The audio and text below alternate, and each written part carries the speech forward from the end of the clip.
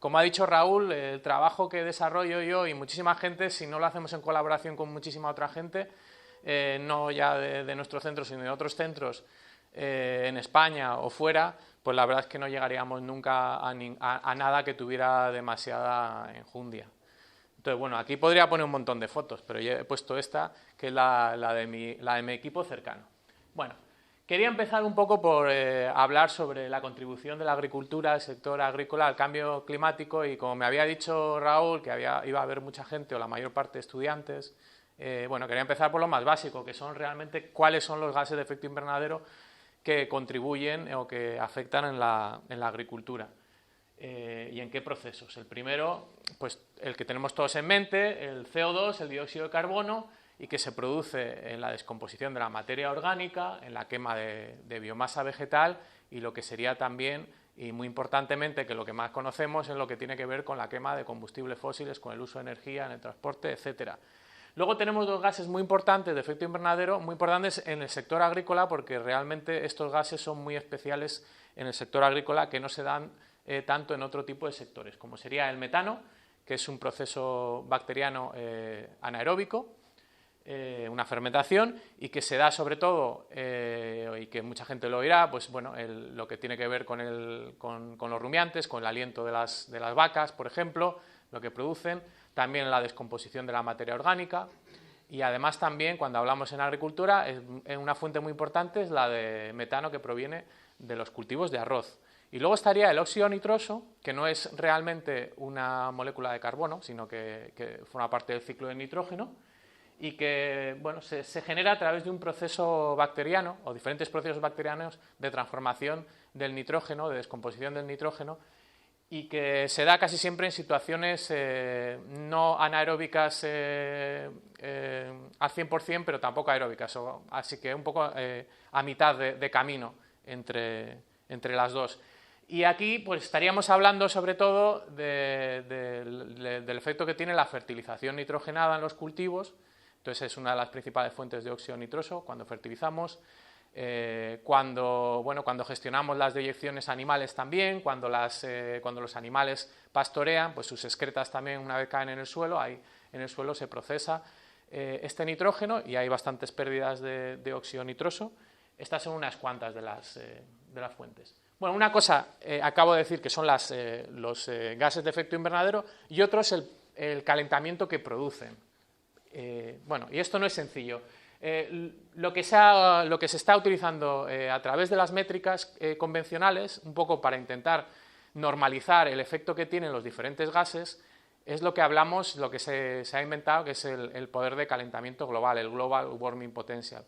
Y se le ha dado un valor dependiendo del calentamiento de los diferentes gases de efecto invernadero que absorben la atmósfera en relación al CO2, y luego también se especifica para cada tipo de valor que se da, si es en una franja de tiempo corta, a 20-30 años, o es a 100 años. Entonces, el que se utiliza generalmente es el horizonte de 100 años, y el cual, bueno, la normalización nos da una pauta de decir que cuando hablamos de una molécula de metano tendría un poder de calentamiento de 25 moléculas de CO2, y para el caso del óxido nitroso, pues es bastante más, que es 265. Esto según el último informe del IPCC. Cada informe van cambiando y veréis números distintos. Hay valores, hay rangos. Y bueno, y aquí una gran diferencia que luego entraré más profundamente, que esto cuando lo tenemos así, lo normalizamos, parece que esto es muy sencillo, pero tiene muchísimas pegas. Entonces, cuando vamos más profundamente a utilizar este tipo de métricas, cuando queremos hacer cosas que tienen que ver con políticas, tenemos que tener mucho cuidado con el gas metano, sobre todo, porque a diferencia del óxido nitroso y el dióxido de carbono, tiene una vida muy corta. Vale, y eso hay luego que tener en cuenta. Luego explicaré un poco cómo podemos tenerlo en cuenta y cómo afecta esta vida corta. Bueno, esta gráfica igual es para el final, porque es bastante compleja. Esta gráfica lo que intenta reflejar, o lo que refleja, son realmente las emisiones de gases de efecto invernadero antropogénicas tal y como se están inventariando en el mundo. Y lo que te va diciendo cada parte, cada color, es cuál es la fuente, cuál es el sector que está emitiendo y qué porcentaje se supone que es del total, y bueno, y te va poniendo por subcategorías, por actividades, por usos, pues cuál es cada una de las contribuciones que se estima. Y luego también te da información sobre si es dióxido de carbono, metano, óxido nitroso o incluso otro tipo de gases de efecto invernadero que no hemos hablado, pero que también hay otros. Entonces aquí cuando hablamos del sector agricultura, pues tendríamos que ir aquí abajo y bueno, estaríamos hablando que a nivel sectorial se estima que a nivel mundial contribuye al casi el 14%. Luego existen las subcategorías de ganadería, cultivos, etc. Evidentemente, viendo viendo las emisiones de esta forma tan sectorial, a veces nos vamos a pillar los dedos porque el sector agrícola, bien, lo puedes sectorializar, pero hay bastantes cosas que tienen que ver con la producción, por ejemplo, de alimentos, que no entran dentro de este sector agrícola, que se podrían tener en cuenta en el sector de energía, en el sector de transportes, lo que podría ser, por ejemplo, un transporte de un alimento o la utilización de energía que utilizas en una granja. Ese tipo de energía no la contabilizan dentro de esta parte de agricultura, o incluso este land use change, que es cambios de usos de la tierra, también se contabiliza como un sector distinto, pero que a veces tiene que ver la agricultura con estos usos, con estos cambios de usos de la tierra. Bueno, ahora lo que quería hablar es un poco de varias formas de contabilizar emisiones. En concreto voy a centrarme en dos, que son dos, lo que me quería centrar un poco, ya cuando me dijeron qué tipo de seminario iba a dar, me quería centrar un poco en aquellas contabilidades que realmente se utilizan, sobre todo, o que veis en los medios de comunicación o en los estudios más a nivel de divulgación, cuando os hablan de, bueno, este sector emite tanto, la producción de este tipo de alimento emite X. Bueno, generalmente se suelen utilizar estos dos tipos de contabilidades, que son muy distintas y que me gustaría que fuera uno de los mensajes que sacarais en este seminario, el entender que son distintas y que hay que utilizarlas para diferentes objetivos y no para el mismo, no valen las dos para lo mismo. Entonces, estarían lo que son los inventarios de emisiones nacionales de gases de efecto invernadero, que, bueno, llamo a nivel nacional, pero también se están haciendo a nivel regional. Lo que pasa es que a nivel regional, por ejemplo, en la comunidad autónoma de Valencia, no son obligatorias, pero las comunidades lo hacen. Pero a nivel nacional sí es obligatorio, sobre todo aquellos países que tenían unas responsabilidades de reporte de emisiones en el tratado, a través del Tratado de Kioto, que eran los de, bueno, en general casi todos los países desarrollados. Y luego otra forma de contabilizar las emisiones a través de la huella de carbono, que esto se hace a través de otra metodología que se llama análisis de ciclo de vida. El análisis de ciclo de vida engloba diferentes impactos, se analiza diferentes impactos medioambientales. Uno de ellos es la huella de carbono, que no es solo la huella solo de los componentes de carbono, que incluye también lo que hemos dicho antes, no solo el metano y el CO2, sino también otros gases de efecto invernadero que lo normalizas a carbono, por ejemplo el óxido nitroso. Entonces, quería empezar por el Inventario Nacional de Gases de Efecto Invernadero. Bueno, simplemente, bueno, cada año se emite un informe que hay que mandar a un organismo estatalmente. Hay una contabilidad, hay un cálculo de emisiones de gases de efecto invernadero y, claro, hay unas reglas de cuáles tienes que contabilizar y cuáles son las que se supone que están producidas por la actividad humana. También no solo son emisiones, sino también sumideros de carbono. Por ejemplo, los bosques también se contabilizan. Eso sería lo que se llama un sumidero de carbono. Ya lo he dicho, se hace a nivel nacional. Necesitas hacerla todos los años, entonces pones año que estás haciendo el inventario y lo tienes que referenciar al año base y a toda una serie temporal anterior. A partir de Kioto se estableció el año 1990 como el año de referencia. ¿Vale? Entonces, todos los años a partir de entonces se hacía la contabilidad y se veía si se estaba cumpliendo en la reducción que se había comprometido el país, o a veces no era una reducción, sino un compromiso a aumentar solo un poquito, depende cuál fuera tu desarrollo económico. ¿Vale?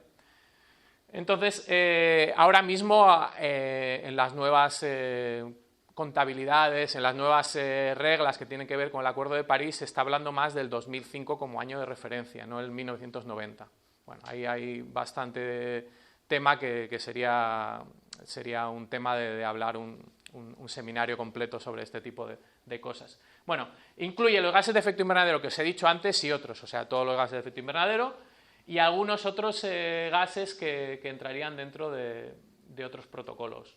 como serían el óxido nítrico, el NOx, el NH3, que es el amoníaco, y bueno, otro tipo de gases también. Digo, he mencionado sobre todo el NOx y el NH3 porque son gases que también son bastante importantes, sobre todo el amoníaco a nivel de agricultura y ganadería.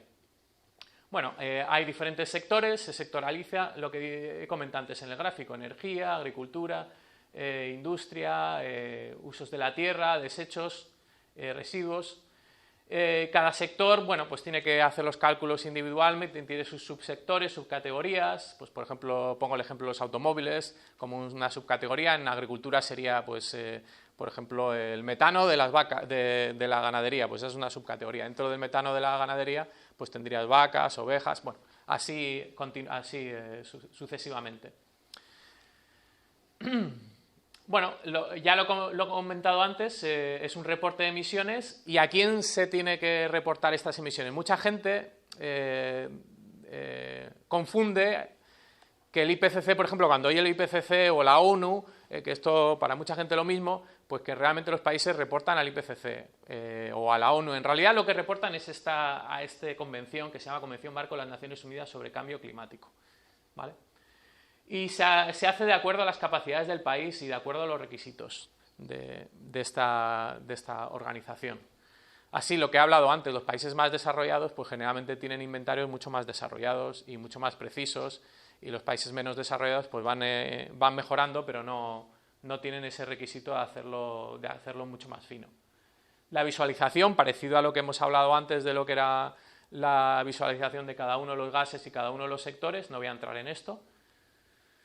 Vale, y aquí es donde entra, en este último punto que trataba de hablar sobre los inventarios nacionales, es cuando entra el IPCC.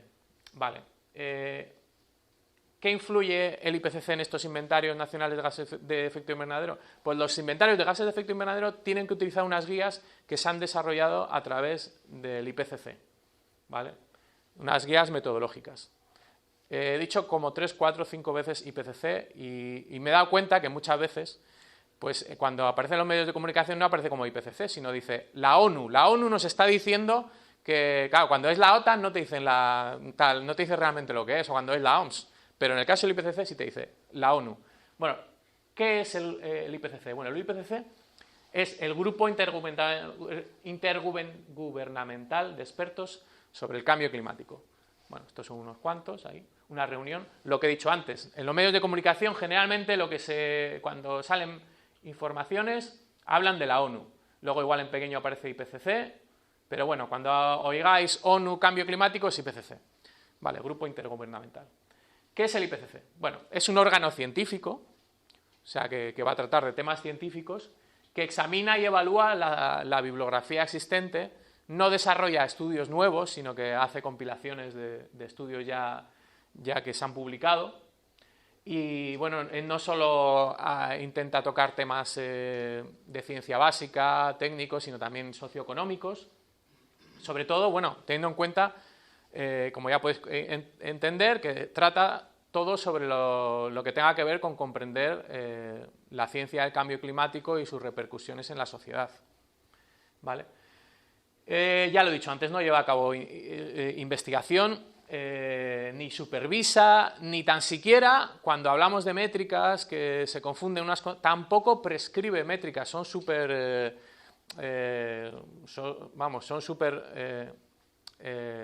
súper duros en este tipo de cosas, porque luego ellos alguna vez han tenido algún problema porque según los medios el IPCC recomienda el uso de tal métrica, en realidad el IPCC no lo hace. Esto luego es la interpretación de los medios de comunicación o el que sea, pero el IPCC no recomienda. Es un órgano intergubernamental, el que puede formar parte de casi todos los países del mundo. De hecho forman parte, yo creo, casi todos. Hay 1 o 2 que no forman parte. Bueno, países de las Naciones Unidas y de la Organización Mundial de la Meteorología. Vale.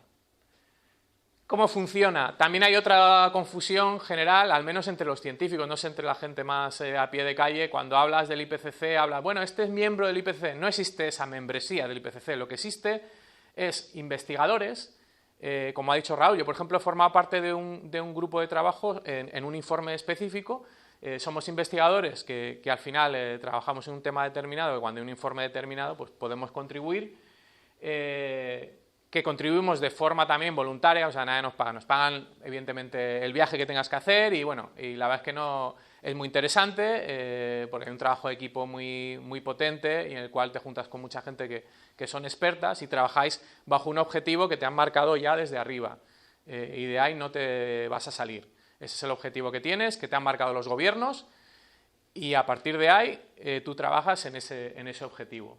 Nadie recibe pagos, etcétera. Bueno, hay autores, autores principales, autores coordinadores, hay revisores, pues todo eso serían los que contribuyen en el IPCC, generalmente investigadores.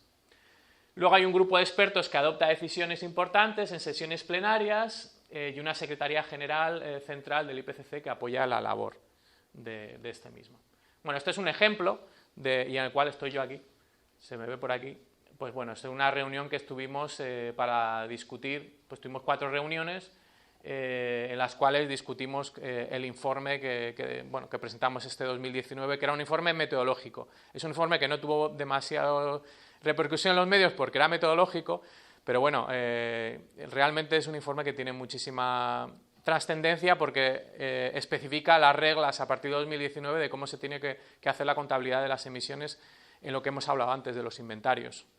Entonces, bueno, es bastante importante. Y para agricultura y ganadería ha cambiado muchísimos factores, muchísimas metodologías, a pesar de que en principio iba a ser solo lo que llaman un refinamiento, una actualización. Ha cambiado bastante, pues sobre todo porque la última vez que se hizo el anterior informe fue el año 2006. Entonces han pasado 13 años y en este ámbito ha habido muchísima ciencia. Y que tengáis también, bueno, que lo dijo aquí, pero bueno, es verdad que en este último informe y en otros muchos informes hay muchísima información que proviene de ciencia que se ha producido en España. Entonces yo creo que también eso a los científicos yo intento transmitirlo cuando estoy en redes, que bueno, pues que yo creo que esto es una señal de que se están haciendo bien las cosas en España y que se está haciendo ciencia que realmente es útil para alguna forma. Bueno, el IPCC se divide en 4 grupos de trabajo. Uno es el grupo que habla sobre, que está intentando mirar lo que es la ciencia más básica, el segundo que es sobre impactos, adaptación y vulnerabilidades y el tercero sobre mitigación de cambio climático. Estos 3 grupos son los que desarrollan estos informes que salen cada 3 o 4 años. Yo creo que están al salir dentro de poco informes de este tipo, que será el 6º informe, que llamarán el 6º informe del IPCC. Estos son los informes que nos estamos refiriendo y son los convencionales. Luego hay informes especiales, que luego hablaré sobre un informe especial, otro informe que salió en el 2019 y que tuvo mucha repercusión en los medios. Pero estos son los convencionales que cada 3 o 4 años se hace una revisión y cambian bastantes cosas. Y el grupo en el que he estado yo trabajando es este, que es especial, que es sobre inventarios de gases de efecto invernadero, el cual ya os he dicho que no lo hace cada 4 años, sino que la anterior vez que se hizo fue en el 2006. O sea que no sé si me pillará una siguiente vez a partir del 2019, igual ya estoy jubilado. Ya veremos. Bueno, las guías de inventario, esto yo creo que lo puedo pasar. Bueno, ¿por qué son importantes? Ya he apuntado algunas ideas. Aquí hablo de lo que se llaman INDCs, que tampoco necesitáis saber demasiado de ellos, pero que sepáis como algo general. Ahora, a través del tratado, el Acuerdo de París, todos los países que lo han firmado van a establecer, se establece una serie de compromisos ya no solo a nivel de reducciones de gases de efecto invernadero, sino a nivel de actividades que se van a hacer en cada país, a nivel de adaptación, a nivel de muchos tipos de cosas. O sea, en estos INDCs que se llaman, yo creo que son los informes de los cuales las naciones informan de las contribuciones determinadas, no sé cómo se traduce, sobre sus actividades frente a la lucha del cambio climático. Pues bueno, estos inventarios apuntalarán la parte que tenga que ver con la reducción, con los compromisos de reducción de gases de efecto invernadero. No sé si habéis oído algo en las noticias, o bueno, en la COP ahora mismo, la semana pasada, pues se ha hablado mucho de que al final no se ha podido llegar del todo a ese compromiso de la Unión Europea para apuntalar esa reducción a emisiones cero al 2050. Bueno, pues por ahí se miden un poco, cuando hablamos de emisiones cero netas a 2050 de CO2, estamos hablando de que habría que inventariar cómo van a hacer los sectores para llegar a estas emisiones y se calculan estas proyecciones a través de estas estimaciones de inventario.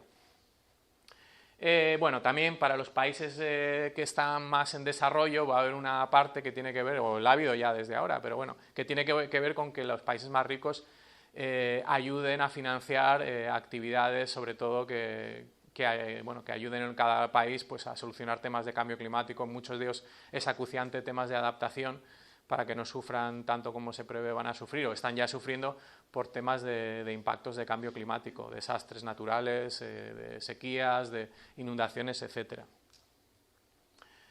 Bueno, en la agricultura, ¿qué tipo de emisiones se cubren en la agricultura este tipo de inventarios? Vale, y aquí es donde voy a intentar que entendáis cuáles son las diferencias, por ejemplo, con lo que luego voy a hablar de la huella de carbono. Bueno, las emisiones que cubren son principalmente, primero, solo aquellas que se dan en la granja. En estos inventarios solo va a cubrirse las emisiones, en la parte de agricultura, las emisiones que se dan en la granja, y solo las emisiones de carácter biogénico. ¿Qué quiero decir con esto? Las emisiones que tienen que ver con el uso, por ejemplo, de los tractores, con lo que tiene que ver con la electricidad o incluso con el transporte de cosas que lleguen a la granja, eso no está reflejado en el sector agricultura de un inventario estatal como sería el de España. Si son actividades, por ejemplo las energéticas, que se han producido en España, pues están reflejadas en el inventario, pero en la parte energética, ¿vale? Luego, ya lo voy diciendo, cosas que viene ahí, ya las estoy diciendo. Otras cosas que no cubren y que son muy importantes son aquellos insumos, ¿no?, que se han producido en otros países o que se han transportado desde otros países. Pues estos inventarios realmente solo se basan en lo que es la producción de bienes en cada uno de los en tu país. Si tú te has comprado piensos que vienen por un ejemplo así muy raro, piensos como la soja, que vienen de Sudamérica, pues esa contabilidad la llevaría, por ejemplo, un país de Sudamérica, en este caso Brasil. Claro, el truco hasta ahora es que a través de Kioto muchas emisiones que venían o que se producían en países, como lo que acabo de decir, que se compraba en países de otros sitios, esos países no tenían la responsabilidad de hacer inventarios ni de contabilizar. Entonces, quedaba un poco en el limbo. Esas emisiones globales de la producción de la soja, por ejemplo, quedaban en el limbo en lo que era la contabilidad de inventarios nacionales. Bueno, y ahora paso a la segunda parte, que es una huella de carbono. Entonces, hemos hablado de los inventarios. Entonces, la huella de carbono, y esto lo oiréis muchísimas veces, esto tiene una huella de carbono de 3 kilos por kilo de no sé qué, por litro de tal. Bueno, pues lo que intenta reflejar es un indicador ambiental. Intenta reflejar todos los gases de efecto invernadero que se han producido en todas las fases de la producción, transporte, etcétera, de un bien, ¿no? Pues si hablamos de agricultura, hablamos de... Bueno, voy a poner un ejemplo para que lo entendáis mejor. Vale, voy a poner el ejemplo... este sería un ejemplo de la leche en Vizcaya, de cómo puede variar, por ejemplo, de la huella de carbono por litro de leche, ¿no? También cuando oís que un producto tiene 1 kilo por litro de leche, cuando hacemos estudios a nivel científico vemos que evidentemente hay muchas formas de hacer esa huella de carbono, se puede simplificar mucho, pero si entras en el detalle, luego ves que la variabilidad puede ser enorme y depende mucho de la fase puede depender mucho de la fase de la granja, de cómo gestionan sus deyecciones, de cuánto fertilizan, de cómo alimentan a sus vacas. Nosotros a nivel científico podemos llegar a eso, incluso podemos adicionar lo que tiene que ver con sumideros, que generalmente las huellas de carbono no las contabilizan los secuestros de carbono que pueda haber en las tierras donde se está produciendo una actividad ganadera. Entonces nosotros sí que lo podemos hacer a nivel científico, teniendo las herramientas adecuadas. Bueno, lo que quería explicar un poco es cómo intentaríamos abordar la huella, por ejemplo, de este litro de leche, ¿no? De qué tipo de fases estamos hablando en las cuales estamos mirando las emisiones. Bueno, tenemos en principio la parte de la granja, donde tenemos la vaca, tenemos la parte final, que es la que nos interesa, la que viene a nuestro plato, que es la de la leche. También hay que tener en cuenta que una vaca, aquí alguien que deje por ejemplo, de beber leche, no quiere decir que, vamos, no, tienes que hacer algo con la carne. La leche y la carne siempre se produce a la vez, cuando hablamos de vacas. O sea, tienes que tenerlo en cuenta cuando haces este tipo de valoraciones. Entonces tendrás que distinguir al final cuánta huella atribuyes en tu producción a la leche y cuánta huella atribuyes a parte de producción de la carne. Bueno, eso hay técnicas de hacerlo y, bueno, son discutibles cómo lo haces o no, pero están estandarizadas.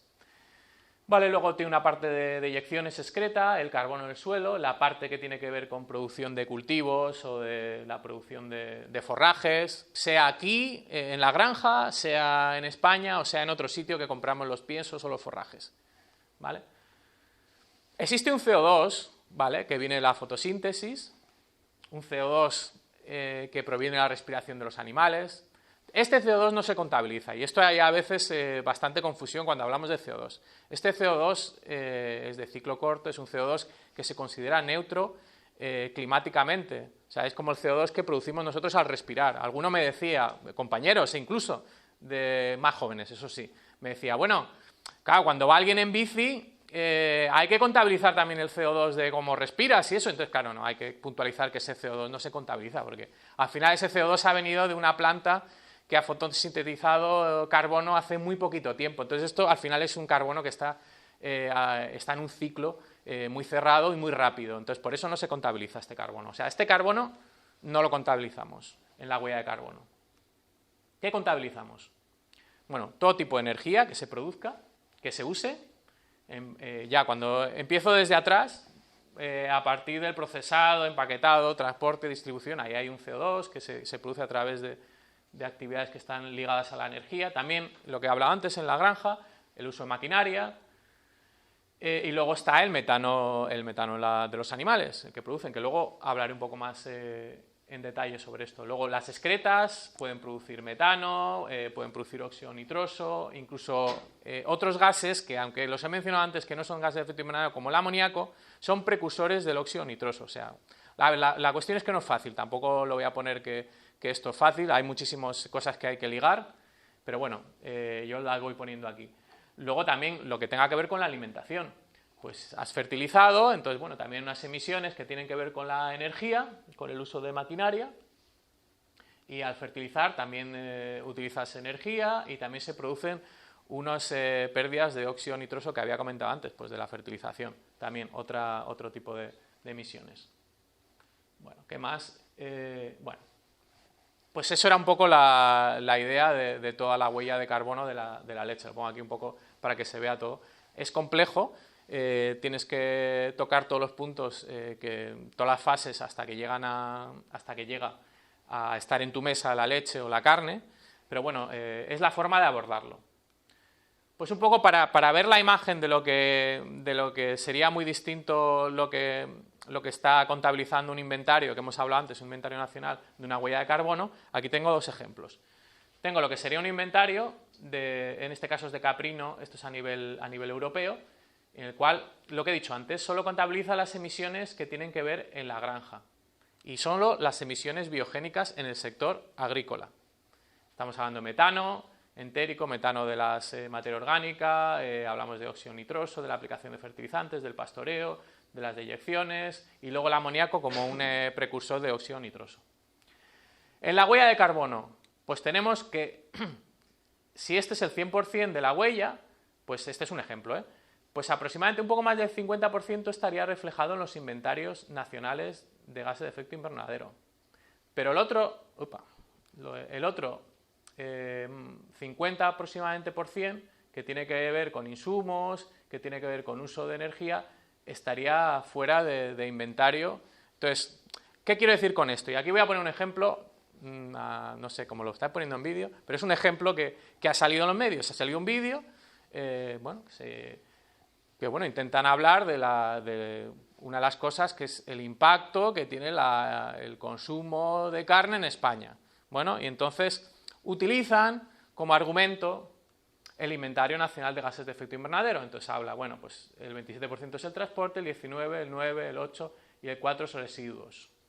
Vale, y luego cuando vas al sector del bovino, caprino, o no, ovino, porcino y cunícola, pues te pone unas proporciones, ¿no? Te pone unas contribuciones. Aquí simplemente os quiero alertar y os quiero decir, bueno, pues esto está vinculado a lo que acabamos de decir. Hombre, ellos están diciendo que esta es la contribución basada en inventarios, pero claro, lo que no están diciendo en este caso, lo que os he dicho antes, ¿no? Todo ese porcentaje que tiene que ver con transporte, que tiene que ver con energía, que tiene que ver con compras de insumos que vienen de fuera, y evidentemente, dependiendo del sistema de producción de donde venga este tipo de carne, pues tendrá más peso uno que otro.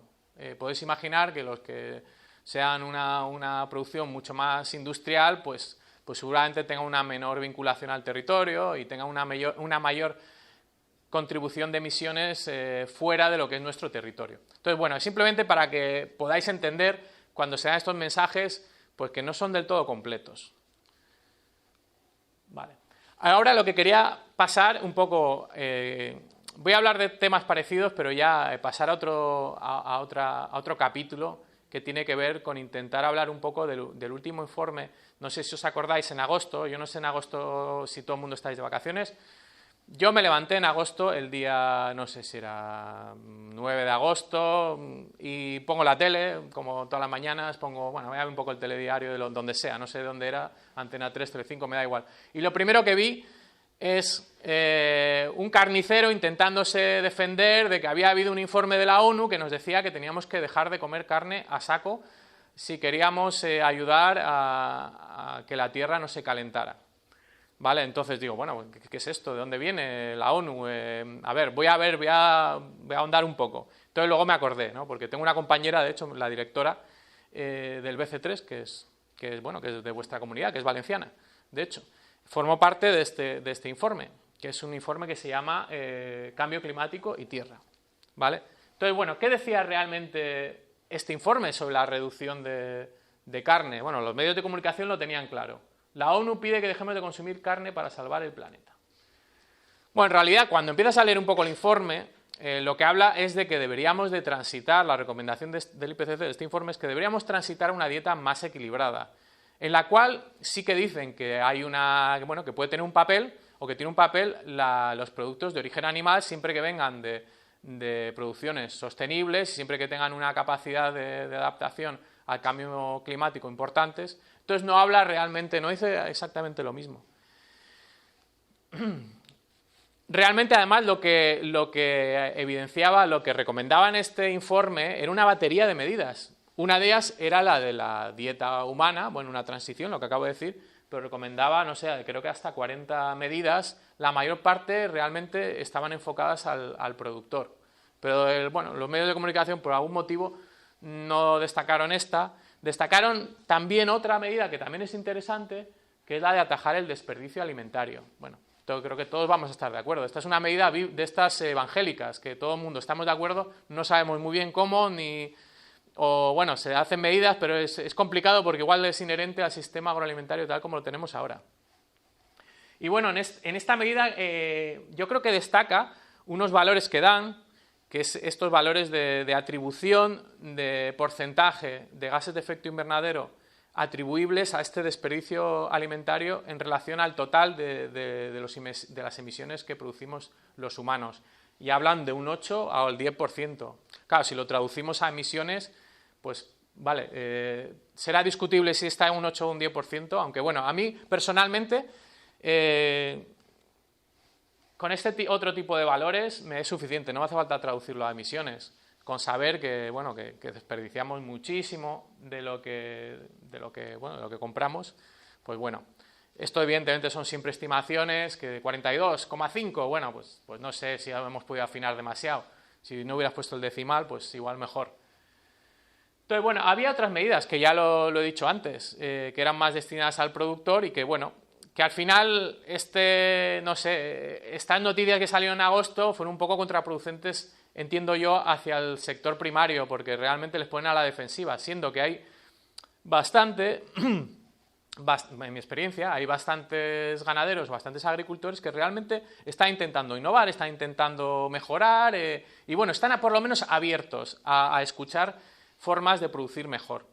Entonces, bueno, eso yo no sé si llegaría al final a través de este informe porque en los medios no se trasladó, pero bueno, se hablaban de de medidas que puedan aumentar la materia orgánica en el suelo y, por tanto, aumentar el carbono que puedes almacenar en el suelo.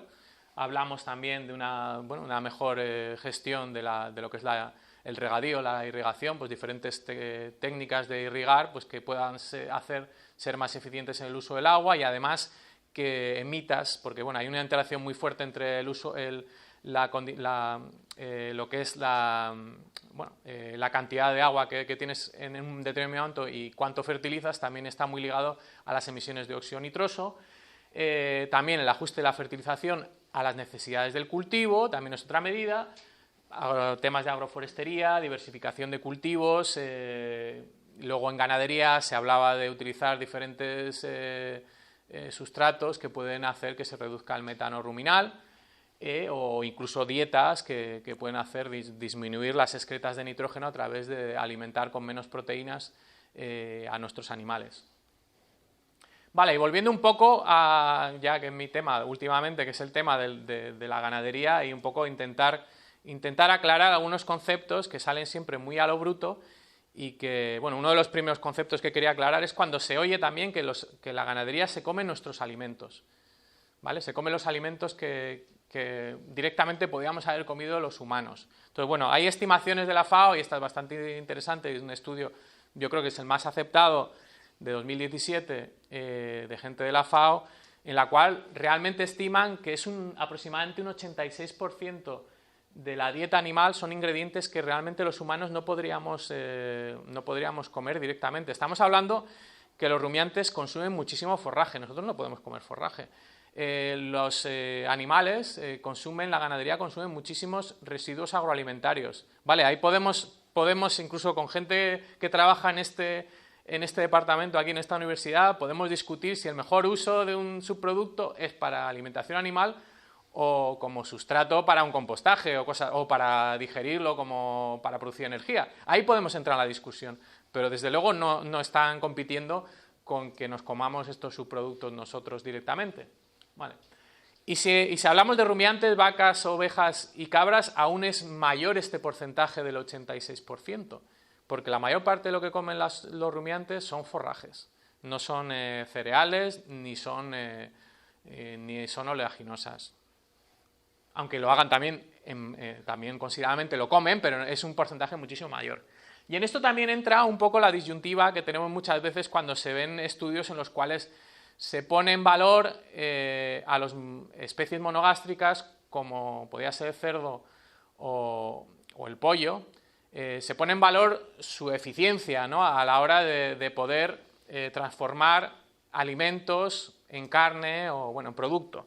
Entonces siempre salen muy perjudicados frente al rumiante. ¿Por qué salen muy perjudicados? Porque realmente esto es un tema de métricas. Claro, si utilizas lo que comen y lo pones en la misma moneda, pones la misma moneda que es el que coman un cereal, como puede ser un cereal o una soja que comen más los cerdos, lo comparas de igual manera que una vaca que esté comiendo forraje, pues evidentemente te va a salir siempre que son más eficientes comiendo en general las especies monogástricas. Lo que tenemos que tener en cuenta, yo creo que es más interesante, es la eficiencia en utilizar aquellos componentes que no podemos comer los humanos. O sea, si quitamos los forrajes de los rumiantes, ¿cuántos alimentos, forrajes o subproductos que no pueden comer los rumiantes, realmente cuántos cereales necesitan o cuántos oleaginosas? Entonces, cuando lo ponemos en valor de esa forma, vemos que los rumiantes se emparejan bastante con los monogástricos o incluso a veces son más eficientes. Sería, por ejemplo, este valor, ¿no? 2,8 kilos de lo que serían alimentos que pueden ir directamente a la cadena humana comparado con lo que sería el cerdo, 3,2. A ver, con esto no quiero entrar en luchas de cerdo rumiante. Lo que quiero es poner en valor al rumiante en este caso y sobre todo desmontar las comparativas que no son justas, yo creo. Hemos hablado de lo que comen, pero también podría hablar de las estimaciones, lo que aparece en los medios. Greenpeace te dice, 71% de nuestras tierras agrícolas se utilizan para alimentar a la ganadería. Vale. Y esto lo voy a intentar voy a intentar refinar este 71% utilizando aquí unos artificios con un folio, ¿vale? Bueno, vamos a ver si soy capaz. Esto es la primera vez que lo hago. Lo estoy copiando de otro investigador. Bueno, si tenemos en cuenta que esta es la tierra que hay, la superficie que hay en la Tierra, ¿no? Entonces, si lo doblamos cuatro veces, bueno, nos quedaremos con que esta es la única, bueno, las 3/4 partes de la Tierra, o sea, al final tengo aquí una cuarta parte, las 3/4 partes, lo que no es esto, son océanos y son hielos, y esta es la única Tierra que tenemos, ¿vale? Y de esta, y ahora es cuando voy a pedir una tarjeta, si alguien tiene una tarjeta, ¿sí? Aquí tiene una tarjeta. De esta Tierra que tenemos, lo que sería el tamaño de una tarjeta, así, sería lo que son las tierras agrícolas, ¿vale? De toda la Tierra. Vale. Y aquí ya puedo esconder esto. Vale. La mitad. No, ¿lo puedo doblar? Claro. Venga. La mitad de la tarjeta son directamente tierras que van a ser utilizadas para alimentar a la ganadería. Vale. Perfecto. Vale. De esta mitad, ahora ya no sé si voy a ser capaz de hacer más dobleces. Si lo dividimos de esta mitad en 8 partes, vale. 7 partes son pastos, 7 octavos, y 1/8 de esa superficie que está destinada a la ganadería son cultivos, ¿vale? Estos serían las hectáreas, la superficie de cultivo que iría directamente a la ganadería, ¿vale? Y de estos pastos, y esto es importante también, de esta zona de estos pastos, bueno, incluso si hablamos de... es más fácil pensarlo. La mayor parte de estos pastos son lo que llamamos tierras marginales. No sé si conocéis lo que son tierras marginales. Tierras marginales se denominan aquellas tierras agrícolas que realmente no tienen un gran valor desde el punto de vista de que no puedes, bueno, entre comillas. En estas tierras es muy difícil cultivar. No tiene suficiente agua, la calidad del suelo no es suficientemente buena. Entonces, ¿quién está utilizando este tipo de tierras generalmente? Pues muchos rumiantes, sobre todo aquellos que vemos por ahí en el monte, bueno, pues lo que llamamos tierras marginales, en estos pastos a veces muy pobres, y cuando hablamos del mundo hay muchísimas de estas tierras, en África, etc. Entonces, cuando hablamos de las tierras que se utilizan en la ganadería, tenemos que estar hablando también de calidad de las tierras. Esta zona marginal, en realidad, que representa bueno, la mitad realmente de la tierra que ocupa la ganadería, que ocuparía la ganadería, en realidad no puede tener otro tipo de actividad para generar alimento que el de la ganadería. Podría tener otro tipo de ecosistema, pero bueno, no sería para la función, no sería para producir alimento. Podrías igual intentar producir más fibra, no lo sé. Pero bueno, esto también un poco para ponerlo en valor, estas aseveraciones que se hablan sobre el uso de la tierra. Con esto no quiero hacer greenwashing de la tierra que utiliza la ganadería, seguramente utiliza más que la que debiera, pero no precisamente aquella ganadería que está ligada al territorio y que realmente está en gran medida utilizando estas tierras que tienen, bueno, que tienen bastante poco uso si no las utilizaras de esta forma. De hecho, es un gran problema que tenemos en España, es que lo que tendemos es a este tipo de tierras a dejarlas, y cuando hablamos del éxodo, de la degradación de las tierras agrícolas, se habla bastante de este tipo de tierras. Vale, cuando hablamos de la huella hídrica también hay algo que me gustaría también matizar, y esto también lo oiréis, y lo voy a poner aquí. Para producir un kilo de carne de vacuno se necesitan 15.000 litros de agua. Esto es lo que es la huella hídrica, un poco como la huella de carbono, pero hablando sobre los residuos, un poco pensando sobre los residuos hídricos que se necesitan en todas las fases de producción de un kilo de carne. Vale, se necesitan 15.000 litros de agua. Vamos a ver. Claro, lo que es importante aquí, hablar otra vez, y es parecido a lo que he dicho antes, es tenemos que también determinar, cuando hablamos de 15.000 litros de agua, qué tipo de agua han utilizado estas producciones. Y en esto sí que existe una metodología y se habla de 3 diferentes tipos de agua, como son la azul, la gris y la verde.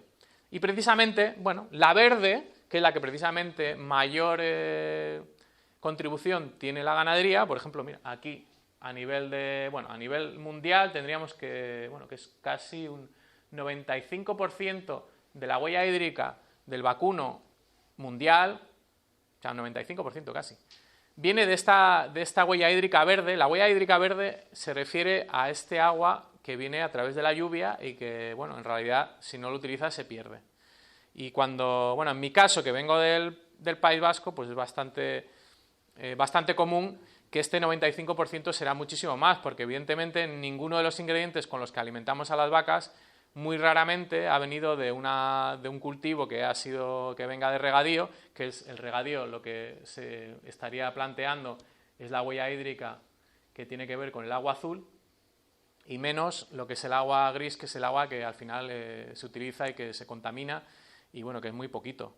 Pero bueno, que si no distinguimos estos 3 tipos de aguas, podemos estar comiendo un filete de los que se han producido al lado mío de Guipúzcoa, donde llueve de más de 2.000 milímetros al año, en los cuales estamos diciendo, joder, es que tiene una huella hídrica de 15.000 litros, yo mejor no me como esto por el tema del agua, porque en Guipúzcoa, vamos, tiene un problema de agua absoluto, vamos. Si me dijeras que viene de Murcia, pues igual me lo puedo plantear y esto cambiaría.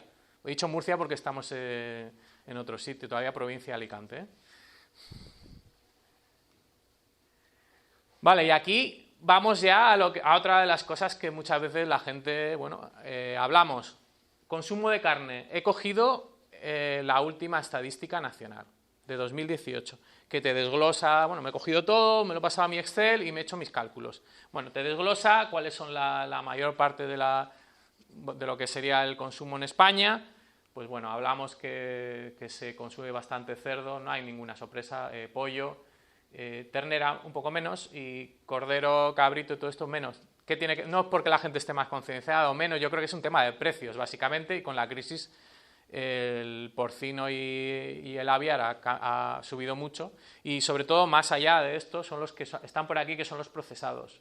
Están jamón, chorizo, etcétera. Bueno, aquí tenemos un montón y también tengo que considerar que en este estudio se suele plantear también que hay un porcentaje que se da fuera del hogar, y ahí tengo menos información de si es de un tipo u otro, por eso lo pongo así, y luego las cifras que os doy os digo exactamente de dónde viene esa cifra. Bueno, en general habla de aproximadamente 52 kilos de carne por persona y año, o sea que también veréis en esto disparidad. Yo he visto estudios, en los medios de comunicación, que hablan desde 80, 100, 90, cada uno da su cifra.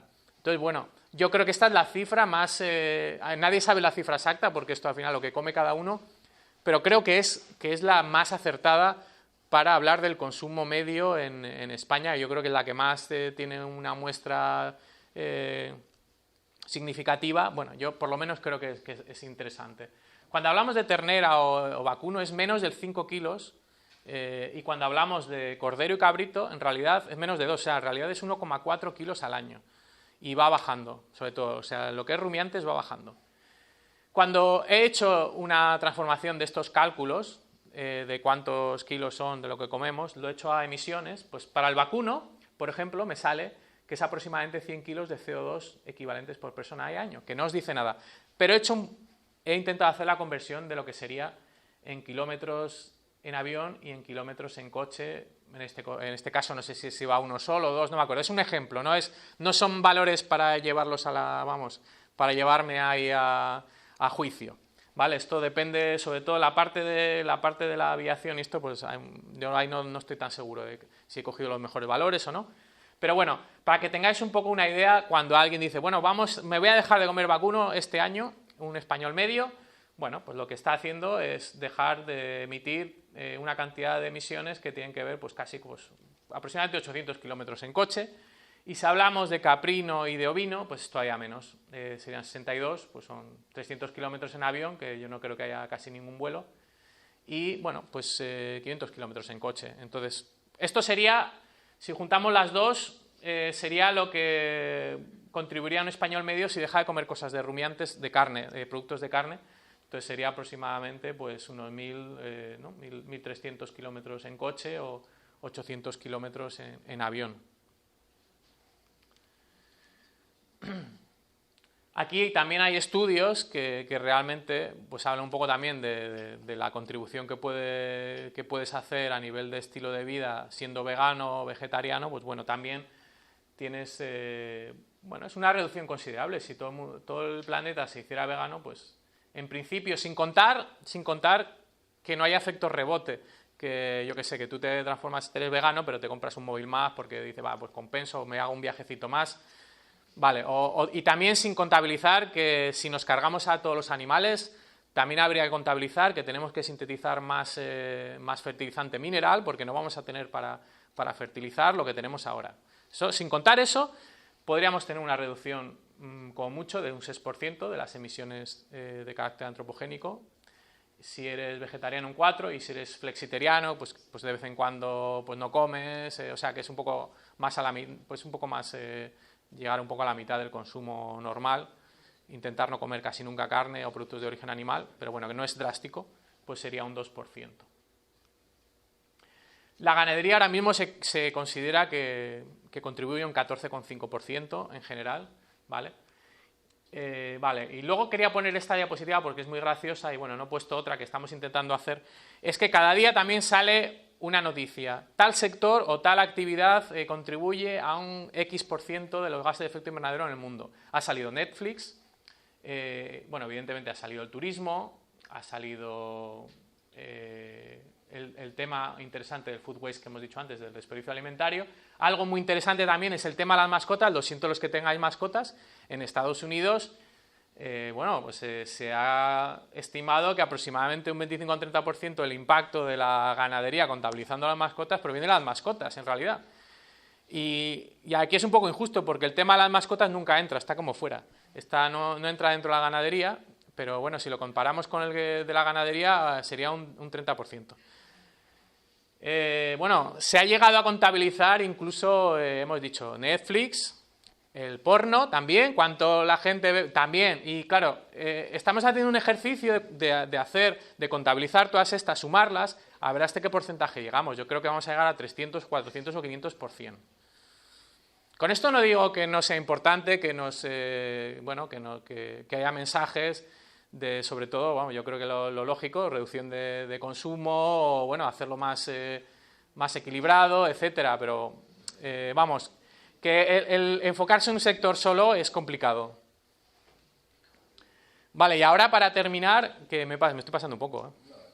Vale, quería hablar pero mira, esto lo van a ver en el vídeo, ¿vale? Entonces lo voy a pasar y que lo vean en el vídeo, que es un vídeo de 5 minutos, para que, bueno, para que lo digieran mejor en el vídeo, que es un vídeo más... Bueno, esto está, de hecho, la infografía es del vídeo, ¿vale? Entonces, bueno, quería hablar como último tema, sigo con el papel de los rumiantes. Me había dicho Raúl que los rumiantes aquí no interesaban mucho, pero he dicho, bueno, pues ya que no interesan, para que aprendan un poco de los rumiantes, a ver qué hacen los rumiantes. Bueno, básicamente os voy a presentar un vídeo que presentamos en la COP ya hace 2 semanas, la primera semana, en el cual tuvimos 1 hora y media de diálogo en el pabellón de España. Estuvimos aquí 5 personas, yo creo que falta aquí una. Estaba yo mismo, estaba Hayden Montgomery, que es el coordinador de una organización mundial de coordinación de investigación de gases de efecto invernadero y agricultura, una persona de Nueva Zelanda. Estaba Pablo Manzano, de la Universidad de Helsinki, pero de Madrid, un tipo bastante interesante a nivel científico el tema de la ganadería. Teníamos a María José Sanz, que es la directora del BC3, de donde trabajo yo, valenciana, lo que he dicho antes, y teníamos a otra valenciana, que era María Josep Picó, que es una periodista ambiental bastante conocida, y nos estuvo ayudando en la jornada de difusión, de debate sobre mitigación del cambio climático y rumiantes. Igual alguno visteis a Pablo Aquí estaba con Antena 3, salió en una especial, creo que los sábados lo dan o los domingos, y bueno, en diferentes medios estuvimos también dando un poco la matraca. Y ahí presentamos este vídeo, que está en YouTube en castellano. Vamos a refinarlo un poco más porque esta versión está un poco floja, la del castellano. Lo que presentamos allí fue la versión en inglés. Y ahora os voy a poner la versión en castellano, a ver si os gusta y a ver. Como la tenéis aquí, la podéis ver más veces. Si no entendéis algo, me preguntáis ahora algo. Que es muy densa, o sea, tiene 4 o 5 ideas muy densas. Entiendo que si no os sintáis como el traje del emperador, que tenéis que decir todos que voy vestido. Si lo veis en pelotas, también podéis decirme no entiendo tal o vamos a verlo otra vez. Vale, y con esto también dejo, antes de ver el vídeo, o vemos el vídeo, bueno, dejo esto también para lecturas interesantes que hemos hecho en The Conversation, en el cual también estaba Raúl, sobre este tipo de temáticas, también artículos divulgativos interesantes. Y con esto vamos a poner el vídeo.